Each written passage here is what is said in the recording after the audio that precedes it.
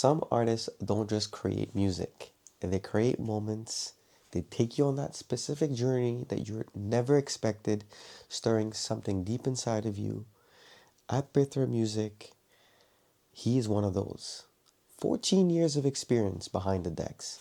His sets are soulful, high energy, full of intention, and in this conversation, we go in the music and beyond the music. We dive into his entire roots, his creative evolution, what it takes to stay true in the saturated market. This is more than just talking about beats. This is like legacy, passion, purpose. This is Pithra. Take a listen.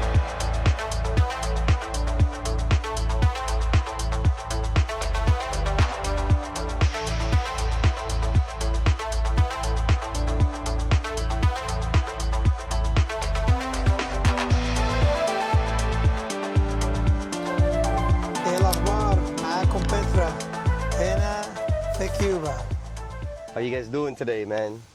I'm Steve. I got one of the greatest here. Hey, I appreciate you, brother. Thanks for the love. For sure, brother. Yeah, bro. Appreciate that, man. Yeah, man. Yeah, so Peter, artist name is Pithra. I've been DJing for 14 years. Oh, really? 14 years? That's awesome. Yeah. So what brings you to Cuba? Oh, man. Now we got Mystical Destination Cuba, which is a beautiful festival hosted by the great guys at Puzzles Entertainment. Asif? Asif, yeah. Quite the epic production that we had here. So really hyped about this whole experience, all the memories and the friendships that we built. Any particular sets that you like a lot of, like the guys, bro, girls, there was the guys? A lot of good fans. Yeah? Oh my God. Yeah, well, of course, you have to start with the OG Knox Vaughn. Yeah, he's awesome. You can't, like, the credits gotta go to the boss man. Yeah. Also great sets by Cinca, Azul. I mean, honestly, if I was to name, I'd name everybody, because of course. everybody delivered. Everybody delivered. Yeah. It was on point. Let's get into this. I was going to ask you, man, like, how did you get into music? Like, how did you get to become an artist? Like, yeah, it's an interesting, I mean, it's funny because everybody has their journey. For me, like, my journey with music started when so I'm from Egypt. Yep. And growing up, my family used to listen to a lot of classical Egyptian and Arabic music. That's awesome, man. So whereabouts in Egypt are you from? I'm from Cairo. Oh, really? Yeah. Oh, nice. And, any particular area in Cairo? The area is called Heliopolis. Heliopolis? Okay, cool. So, yeah, I grew up there for the first 9 years. And my parents used to listen to classical music, things like Kulthum, like a few of these OGs. So that was my original kind of musical curiosity and inspiration. Right, so I grew up in Egypt. Yeah. My family, that was my original musical exposure, was classical Egyptian music, the likes of Kulthum, Abd al-Halim, like real OGs in the Arabic musical world. Yeah, music world, And then after that, I kind of got into, like everybody gets into a bit of pop and R&B and whatnot. But then I became a metalhead. Really? Around like the age of 12 or something. Yeah, what a journey. Yeah. It was like I just went really extreme, really fast. Any particular song stands out for you? I mean, I can name a few artists like In Flames and Deftones and Dark Tranquillity, a few of these kind of... I think what got it for me was the melodies. And raw emotion. Right. Right, as teenagers, we all have a bit of angst. And metal just is like a lot of energy, allows you to get it out. Lots of hormonal growth happening. Yeah, for sure. And then I remember one of my best friends back then, Majd, he introduced me to house music. I must have been 15 at the time. Okay. And it was kind of that, like, I mean, the music, honestly, that I first heard when it came to house music, really vibes with this, because it was this like beach house, chill out beach house. You'd feel like you're right there. Honestly, in Cuba. Man, literally, that's the vibe. It's insane. Yeah, we're very lucky to be here. Honestly, so fortunate, man. We're really lucky, and it's funny because as I'm saying this, I'm kind of getting this like full circle in my head from listening to that music and then being in a place that made me, that the music kind of made me Brings feel like you- I was, yeah. Music brought you here, right? That's it. That's it. That's what right? it is. It did. Honestly. All those That's what it years is. later. Right? The music, where it started, and where I am right now, it just all feels aligned. What a great reward system that you built for yourself in a way, right? I mean, you know what? Manifested. It's all about passion. Yeah. And look, I'll be straight with anybody who wants to have an artistic or musical career. You can't go in it with money as the forefront. Because honestly, right now, the industry is probably the hardest it's ever been. So much music's coming out. So much talent. So hard to stand out on social media because it's just an influx of constant content. There is a lot, yeah. And people have short attention spans. So, yeah, just get into it because you love it. Work hard, persevere. And I mean, you know, let that effort Grow turn and into results. build you, right? That's it. That's yeah, it. yeah. Sun is beaming, brother. I love it. The sun is beaming. Really It's beaming out beaming. here. I'm getting man. a tan today. Yeah, yeah. Born but- tan, bro. But yeah, just to rewind. So my buddy exposed me to house music for the first time. I was really curious, and then I just asked him for his collection, Oh, and he wow. was really kind. Yeah. He just gave me his whole collection. And that's when I discovered like pendulum, more like drum and bass type vibe, a bit of trance, and then a bit of prog with like Sébastien Lager and old school Dead Mouse in like 2006. You know what I'm saying? Like when Dead Mouse first hit the Bro, scene. You're talking like great music, bro. That was like it was such a phenomenal kind of edge when Yeah. it comes to a transition between, you know, late 90s were really big on drum and bass, and then there was all this like chill house, and then prog became like the thing Right. from like 2006, and it feels that it stayed as the leader in my biased opinion. Right. Progressive house was kind of leading until we got that whole edge with the drum and bass around 2010, right, with like the Plug Flux Pavilion, Dr. Right, P, and right, all that right, that yeah, era. yeah. And it's really interesting because when I started DJ, I started in 2010. Okay. I was going to Trent University in Peterborough. So basically, yeah, okay, cool. So just to fill a bit of a gap, I Right. was in Egypt till I was 9. I grew up in UAE because my dad was living there till I was 17. Oh, wow. And then I was fortunate enough to be able to move to Canada for university. Right. And second year university, I found that every time there was a house party, I'd want to put together a playlist. I'd want to, you know, contribute a selection of music, ask people what they're into. That's a great human need, brother. I was so curious, Yeah, right? yeah. I really wanted to learn. And then like that was basically my pathway to DJ. Kind of create a playlist, and then you build from that, and then. Yeah. What was your first controller? yeah, I had this like little tiny Behringer, you know, with a laptop, and had no screens on it whatsoever. It had no LEDs, nothing. It was just old school $200 piece of Behringer controller. And the way it all started, actually, my first gig was at a house party. And I just downloaded a free version of Virtual DJ, and just with a mouse, right on my laptop, trying to do transitions. We all played around virtual DJ. There's a lot of that. There's a lot of that here. In the good old days. Yeah. And then I bought that Behringer. I tried with it a bit. Honestly, it was kind of glitchy. Right. And then I was just like, you know what? I'm really vibing. And I got inspired by this promo video that Dub Effects did for Tractor S4. Okay, yeah. That was Tractor. like the beginning of Tractor's rise. And I was like, you know what? I'm just gonna close to max out the credit card at the time. Sorry, mom and dad. And you did it. And I did it. I took a leap of faith. That's great, man. That's what it's about. And here you are. Yes, sir. That's fun, man. And here I am 14 years later, you know. And you know, there's such a journey in between that start point and this present moment. And it's funny because people always, you know, we talked about Instagram and we talked about all that kind of people comparing to one another. somebody will see someone's current stage of their journey, and they'll be like, how did they get here? It feels like they popped out of nowhere. I don't know if they put in the work. But the crazy thing is, as I was prepping for this gig, and I was going through my tracks actually even 2 days ago, right before my set, I was like last minute trying to find some gems.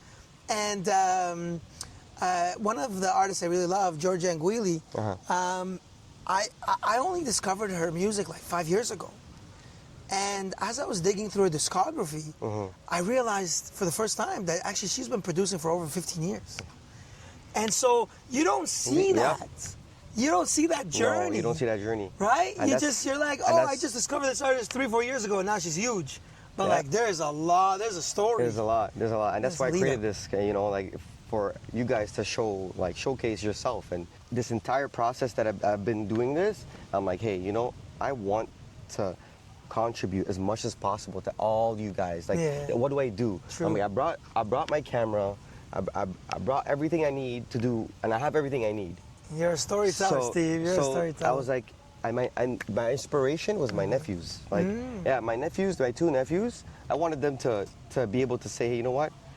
I could do YouTube too, or I could do that podcast that we're talking about. Yeah. And take a chance. Take a chance at life. Yeah. Take a chance at life because life is so beautiful, bro. Look where we are, man. Yeah, that's it. That's it. And I got to meet Asif, and it was great. Like it's a great experience. Well, you know, it's always about having a dream, taking an initiative, right?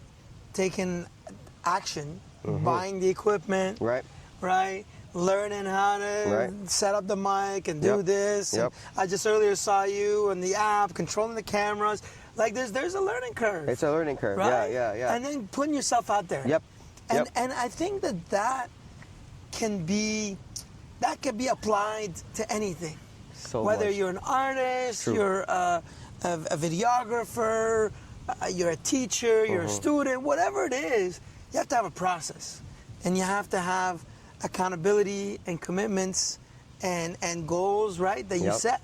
And I work with coaches, right? I have True. coaches, and I'm pretty sure you believe in coaches as well. For sure, yeah. But listen, I want to talk more about you because you're more interested than I am, obviously. No, I mean, this is awesome. I mean, we're all a part of the story. Yeah. And that's why I kind of wanted us to, engage for sure, a little 100%. bit.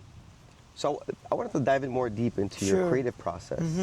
Tell me, like, how do you go about, like, when you create a song or even, like, have an idea, like, how do you maneuver? Like, how do you play, like, in that space? Yeah, so I mean, I'll answer that question from 2 perspectives.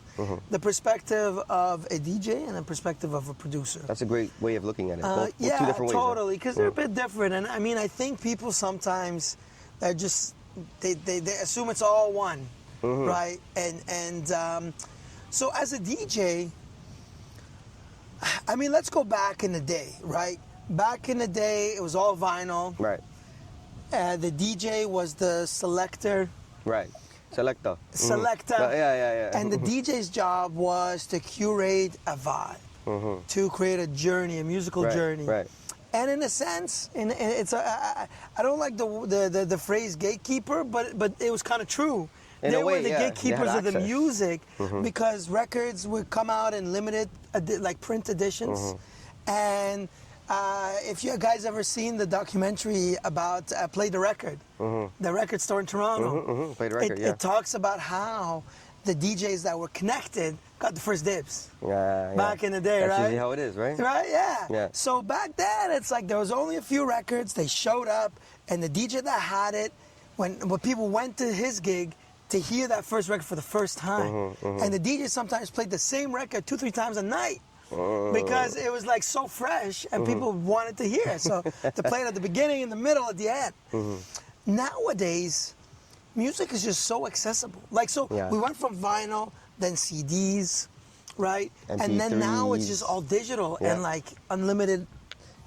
And the amount of music that comes out every week, every day. It's insane. Every hour, right? Like thousands of tracks every hour are just coming out. Yeah. So I think a DJ's job has changed from being that gatekeeper selector to being the one that can sift through the noise. At least in my opinion, that's a DJ's job. Now don't get me wrong, like, I do weddings sometimes. No, that's good. I'm not playing house. I'm not playing like a house set. Yeah. I'm playing what they want because that's their day. Yeah. It's a special day. I'm gonna play what they want. I'm gonna ask them in advance for the music they love, the music and artists that their family and close friends love, and I'm gonna curate a vibe, a specialized vibe for them. But if I'm playing out in front of, in the club or a festival out here in beautiful nature, the stage was literally right to our left. Forward looking, this epic It is epic, ocean. honestly. Yeah. So when I'm in that environment, my job is to sift through so many tracks, old, new. Like some people, some DJs, they just want to play what just came out. I've noticed some of you haven't subscribed yet. Do subscribe. It encourages me to do even more of these videos and find more artists. If you do know an artist that's interested in this, don't hesitate. Give me a message on Instagram. More than happy to collaborate. Now let's return to that video. Yeah, They play the you can't freshest do shit. that. Yeah. But for me, I like to kind of bridge the old and the new, bridge the gap. That's a fun way of looking at it. Yeah. Yeah. So you take them on a journey of like, we can go both past and present, but like it's more melodic and or make like it cohesive. Cohesive. Okay, right? yeah. You connect kind of the eras of sound, and you make it all seem like it's one journey. But in reality, these songs could be made 20 years apart, and they're like blended in, right, in key perfectly. And I think that is really the beauty of DJing, is being that digging selector, deep digging selector. So that's my creative process. Basically, is to answer your question, because I love to go on tangents. If you didn't notice. Yeah, no, it's good. You know but what? it gives though? context. You need context, so that way you can bring us to how you process your sets, or like your creative process. That's it, and it's good for people to get that context of the past and how things have changed so I agree, much. 100%. And unfortunately, look, there's so many clubs that are not in it for the music. Let's be real. They just top 40. Yeah. They want the sing-alongs. Yeah. It's a factory. Yeah. It's just about like how much alcohol can we sell, how much can we fill the space. They don't give a shit. And honestly, it sucks. But you know what? Those who want to find the good music, they can find it. And those who want to find the good venues and the good DJs, they can find that, and that helps us stand out. So thank you to all the shitty venues playing shitty music. Shots fired. Shots fired. I like that. That's funny. But you know what? It's different, right? It's a different route for them. They have their own process, their own way of doing things, and you have your own way of doing things. I have no problem with any genre of music. It's just the repetition of the same tracks. I get you. I get 100%. I can feel your pain on that. And if I really want to hear that, I just turn on the radio. Yeah, that's true. I don't need to go out to listen to those. You want to go songs. out for an experience. That's it. You don't want to go out for just to like have a drink and just Some people just want to have a drink, hear the same music they hear on the radio, and that's okay. That's right? It is what it is. You have more you do you, I ambitious goals towards music in general, right? Which is awesome. Which is what you want, right? And that takes us back to creative process. My creative process is I dig through and I basically find, first of all, it depends on the gig and where it is, the environment, right? So if I'm playing on a waterfront versus in a basement, kind of like underground, or the daytime. Am I playing an early set, a late set? So everything who matters. am I opening for? Right. What style is the person that I'm opening for? Because there's courtesy. Like as a DJ, you never want to play harder than the person coming after you. Out of courtesy. Bridging and stuff like that. Because you want to create a flow. You don't want to like put somebody in a situation where you've brought up the energy so much and then their vibe is chiller, and now they're kind of forced to kind of struggle to keep up with what you left them with, right? So there's all these etiquettes, and I think as somebody who's been doing it for 14 years, I know it, and I've been there. I made my mistakes. But sometimes with young DJs, they're hyped. They like maybe like hard techno, and they're opening the night, and they're playing like 140, 150 BPM. Yeah. Like, They're still pounding learning too, shit. right? They're learning. You gotta give them grace too, because you were also kind of maybe there in a way I've too, been there. I've been there. which is awesome, right? And I think it's the duty of the older DJs to also just in a respectful way give tips and provide that's that that's a good context. thing that you just did there. Like you Yeah. kind of explain maybe, like what kind of tips would you kind of give? Maybe you have another one you want to give her? Yeah, I mean, well, so first of all, you wanna play to where you're at in the gig, right? If you're opening versus closing, it's a different style. Like I said, you wanna know, you wanna study the style of the person after you. So before you even show up to the gig, you should know the sound of all the artists on the lineup. That should be part of your job as a DJ, right? To understand the style of everybody on the lineup, right? So and see where you fit and play to that sequence. That sequence, right? Of what they have going on as well. Exactly. Yeah. Another thing I would say is, and that some guys they'll put together a set and it's fixed. Yeah, it's fixed. It's static. It's just like I'm gonna play this song, then that song, then this song, then that song. And I used to do that when I started. Of course. But you show up, and sometimes the crowd's not in the mood for it. I'm in the mood to like go hard, but the crowd wants to vibe. They want something groovy. Yeah. So how do you gauge that? How do you see a crowd and be like, hey, I gotta gauge towards groovy, or I gotta gauge towards hard? So I know what I want to start with. Well, sometimes, honestly, I will observe the crowd if I'm not the first person playing, I'll observe the crowd before I go on. So that's sometimes if that's the case, that's the starting point. Right. But if, say, I am starting the night, then I know how I want to start it. Yeah. And then I start observing. Now, look, I'm guilty. Sometimes I'm so in the flow, in the mix, and I'm not even looking up, and an hour passes and I haven't even really looked at the crowd that much. But it's because I'm like in the flow, I'm zenned out, and I'm like honed in. But most of the time, every couple tracks, I'll look up, I'll look around. Yeah. Are people curious? But how do you know? Like, how do you see? Body What are language. the social? Okay, body language. Right? See? Body language. Are they just kind of like this? Not interested. Right? Or are they anxious or like they're curious. Okay, they're looking. They're attentive. You can see that they're fully engaged in a way. Or you see somebody pull out a phone and Shazam. Okay, and then you know. I got it. it. Let's go, if baby. They're Shazamming, I'm doing a good job. Okay. Now I see. That's actually a good way of showing yeah, I'm doing great. Let's go. If somebody else wants to know what song this is, it's a good song, right? That is so important. Such an important thing, to say, hey, what song is this? Yeah. And to know someone wants to know what you know, that is... It just tells you that you are that selector. Yeah. And if others select, because mostly it's the DJs that are Shazamming. So you know that they already have a good refined taste. So they already, and then maybe they don't even know if they don't know what you're bringing. Then okay, you got an edge, not in an ego or negative way, more of like, I've been digging hard. I put in the work and I found a few gems. Right. And others are like trying to find it. And I'm always Shazamming too. Yeah, no, don't get me wrong. I've the entire event, I always saw somebody either Shazamming or do you know the song? It's like I've so much times. Especially if you go to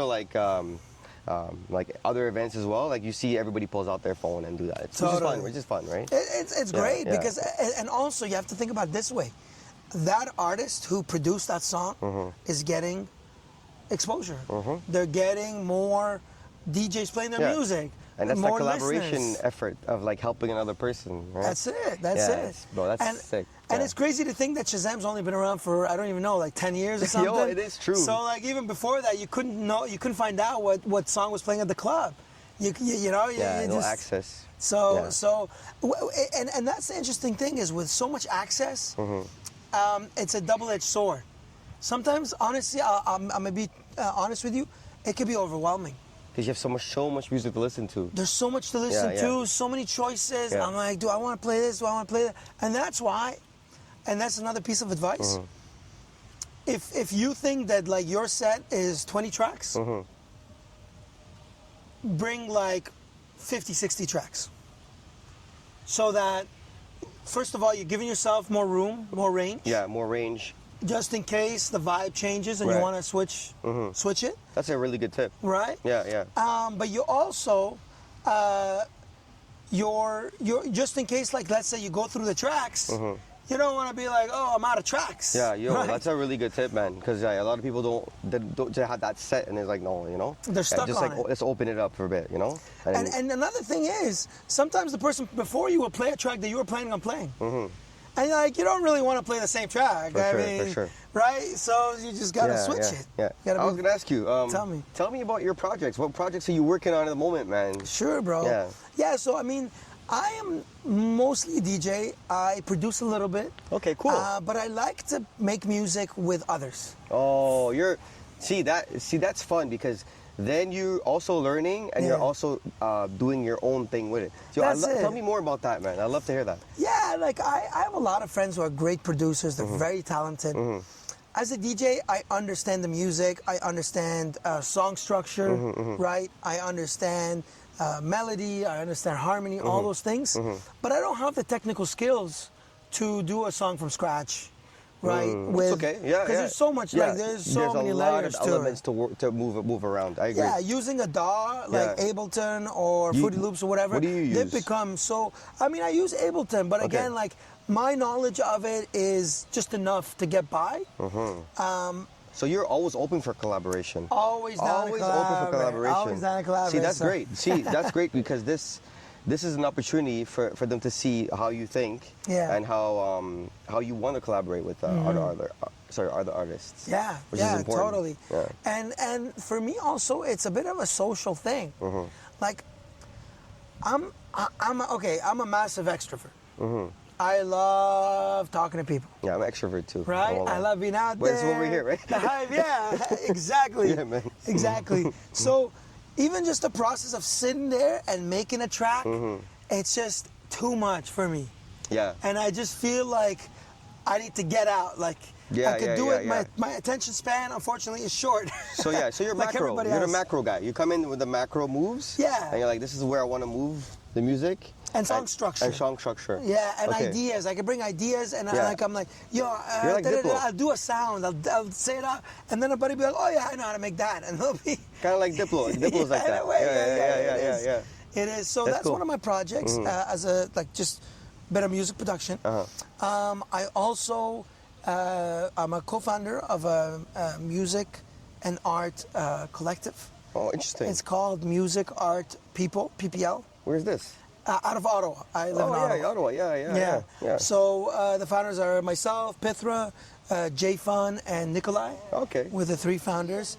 And our events basically, they incorporate live painting, visual projections, decor, and then mostly house music. Sometimes a little bit of melodic techno, and sometimes some live funky bands. What? Yeah. Are you kidding me? We try to bring it on. I'm interested in coming to that. Yeah. I'm definitely Next event, you're on the guest list. Oh, perfect, brother. I appreciate that, man. Yeah, man, for sure. I have some friends that'll be interested as well. I come to Ottawa every once in a while. You do? Yeah. Nice. So sometimes I'm in Ottawa, sometimes I'm in Montreal, and obviously I'm in Toronto. I live out there, but Nice. yeah, those are the three cities I play around in mostly.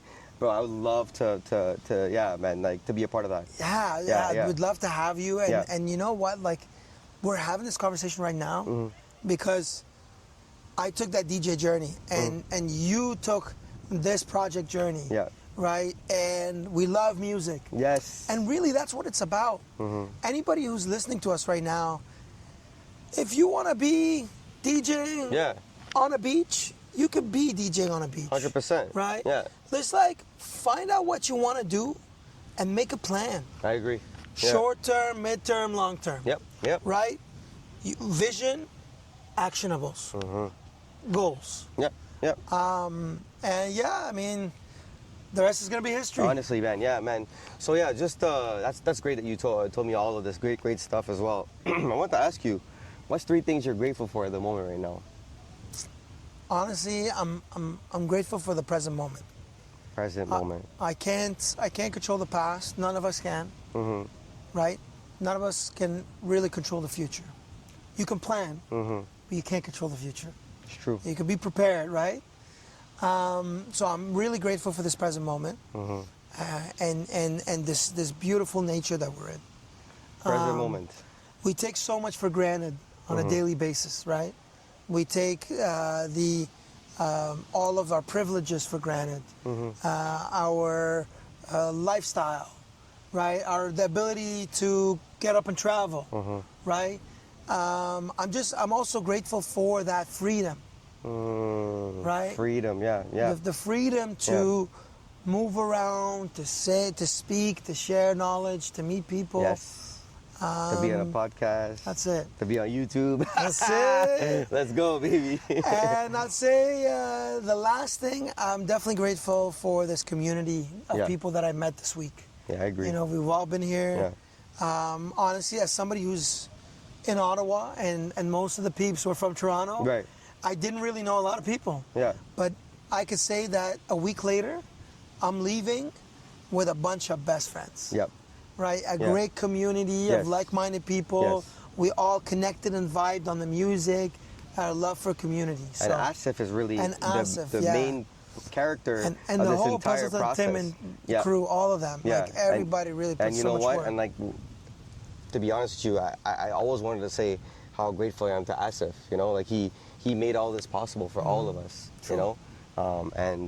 Yeah, man, I really hope we kind of see you to another event, and 100% I'll see you in Ottawa. Awesome, bro. Yeah, My man. guy, I really appreciate you having me. No, I appreciate and you, I bro. appreciate you wanting to get like that authentic message out. Yeah, man. You know, like you've done how many interviews this week? I don't even know how much. Bro. You know, so many, bro. The man is passionate. He's dedicated. So Appreciate props that. to you. Thank Props you, to bro. you, Steve. Thank you, brother. Much Appreciate love, it. man. Anything you wanted to say to finish off, or any? I mean, I think I said a lot, but just to reiterate, Yeah. figure it out, guys. Figure out what you want to do. Dream a little. Do a vision board. Write down, make a list. Put a timeline, right? And then take actions. And it might seem overwhelming when you put it all down at the beginning, Right. but when you break it down into daily actionables, it's not that hard. Much love, everybody. Thank you. Good to have you. Thank you. Peace. Appreciate it, brother. Yeah. Passion, perseverance, and presence. This is what you feel like when you talk to Pithra Music. His story reminds us that success is never overnight. His years of curiosity, risks, staying grounded in your why, whether it's behind the decks, collaborating with his friends, or digging for that perfect track. Pithra brings heart to everything he does. If his story moved you, share this video with someone who needs that reminder to stay on that course that they're living in. Path may not be linear, however, it is yours. Keep building, keep believing, and always stay grateful for that journey.